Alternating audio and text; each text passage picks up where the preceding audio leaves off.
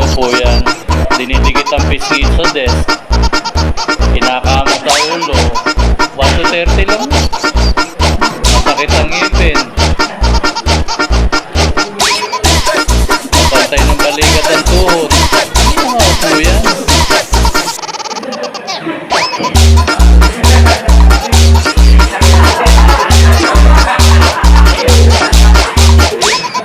Nangyayari sa inyo.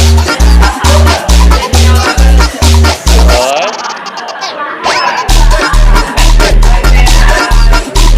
Tsura mo.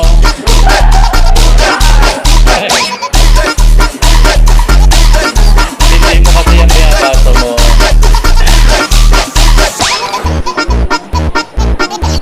Amot pag-exam dahil nararamdaman. Iba naman dyan pag-exam. Ihian ng ihian. Ano ba yun?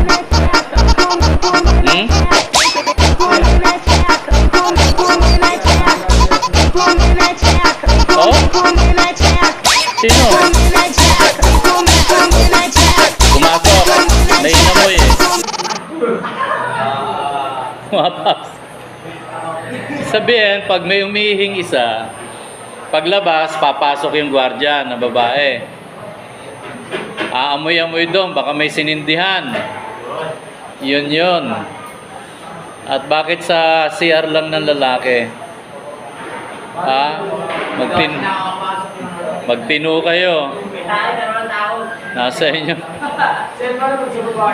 Sa inyo suspecha sa inyo. Yan.